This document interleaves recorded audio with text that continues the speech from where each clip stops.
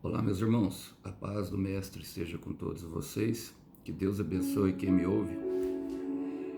Mais uma vez aqui compartilhando o pão com um breve versículo para nossa breve meditação e promover dentro do nosso coração, gerando ali esperança. Esse é o meu desejo do meu coração.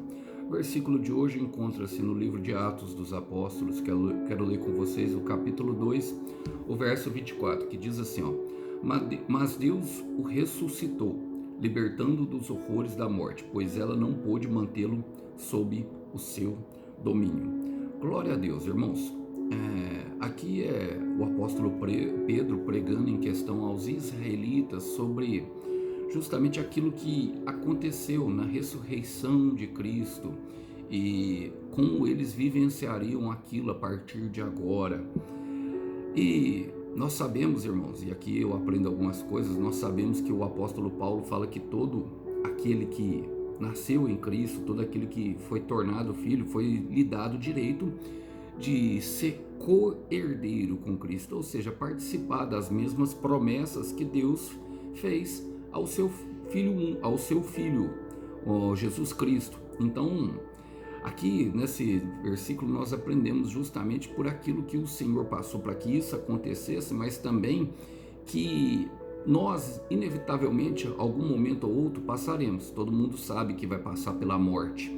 Bom, eu aprendo algumas coisas. Ele fala assim, ó: mas Deus o ressuscitou. Então nós sabemos que a história de um cristão, ela não termina aqui.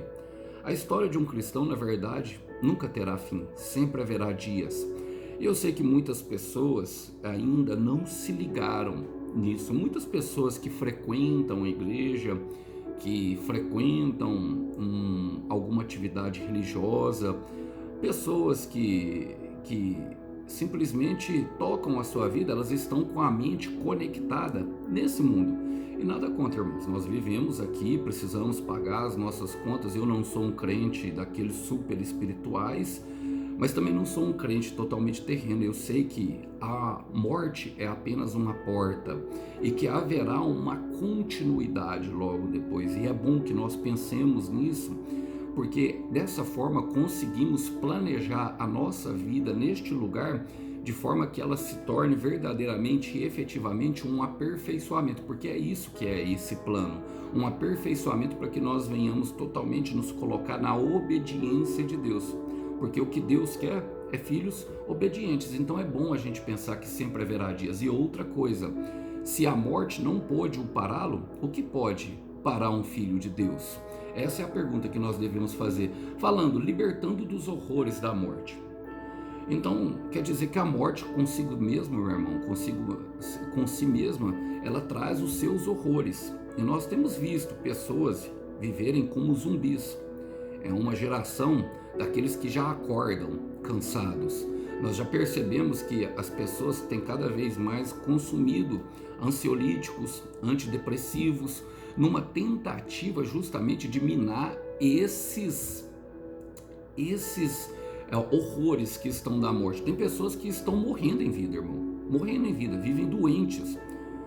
Eu vi um irmão falar que em Belo Horizonte, em cada esquina um encontro de 4 esquinas, num cruzamento de 2 ruas, de cada 4 esquinas, 3 esquinas são farmácias. E eles comentaram, Belo Horizonte é uma cidade doente, porque as pessoas têm consumido muito remédio. As pessoas têm consumido muito remédio numa expectativa de se manterem bem.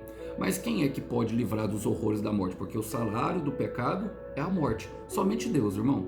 Somente Deus pode nos livrar justamente daqueles horrores, daquilo que vem junto com a morte, daquilo que vem justamente com aquele pensamento ruim. E sem falar na morte em si, porque todas as pessoas mencionam que há jeito para tudo, menos para a morte, mas para Deus não. A morte não é um problema. Então, pensando nisso, eu quero fazer a pergunta novamente: qual é o seu problema? Você acha que o seu problema é muito grande para Deus? Apresente ele diante de ti e veja ele lhe dar uma solução que alegrará o teu coração, porque somente ele pode nos livrar dos horrores, da morte e até mesmo daqueles que nós vivemos da morte em vida. Olha, a palavra fala assim, ó, pois ela não pôde mantê-lo sob o seu domínio. Na verdade, irmão, na verdade, minha irmã, o que mais domina um ser humano pode ser os pensamentos de morte. Pensamentos ruins, tem muitas pessoas que não conseguem dormir mais. Tem muitas pessoas que têm sofrido de insônia. De cada 10 pensamentos, 11 são ruins. E esses pensamentos dominam a mente das pessoas de modo que elas venham a viver justamente numa tentativa de escapar. Mas o que Pedro está falando é que um cristão, um filho de Deus, e como nós somos cordeiros com ele, nada pode manter.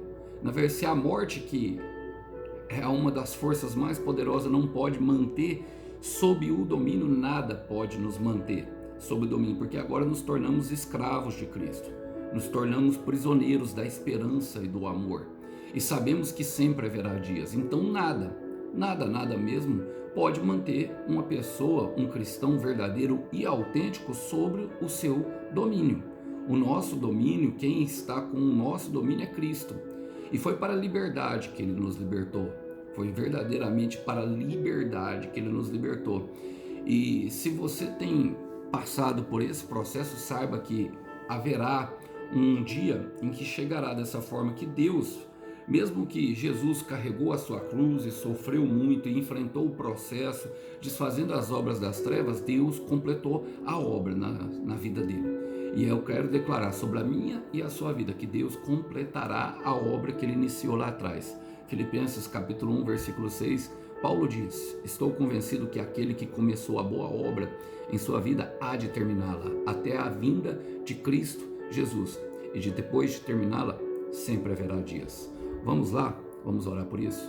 Senhor, eu quero colocar diante de Ti o meu irmão e a minha irmã, que talvez tenham enfrentado um duro problema, Pai, relacionado com morte, relacionado com doenças, relacionado com problemas que muitas vezes nós olhamos não tem fim, Pai, nessa vida. Usa-o, Pai, esse problema, se assim eles desejarem, entregarem diante do Senhor, como um aperfeiçoamento, justamente para o Senhor demonstrar o Teu poder e o Senhor conhecer. Usa esse deserto, Pai, usa esse vale justamente para o Senhor mostrar, e não deixe eles sobre o domínio do problema, sobre o domínio da morte, sobre o domínio, sabe, a escravidão que Satanás quer nos imprimir por meio de preocupações e pensamentos ruins, ó Deus. Assim como Cristo, queremos experimentar ainda nessa vida, Pai, a ressurreição, sabendo que o Senhor tem esse poder de plantar eternidade em nosso coração. Ajuda-nos, Pai, a caminhar até esse lugar.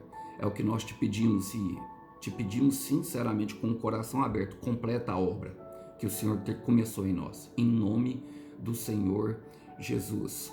Meu irmão, minha irmã, e conhecereis a verdade, e a verdade vos libertará. Que Deus abençoe os irmãos. A paz do Mestre. Tchau, tchau.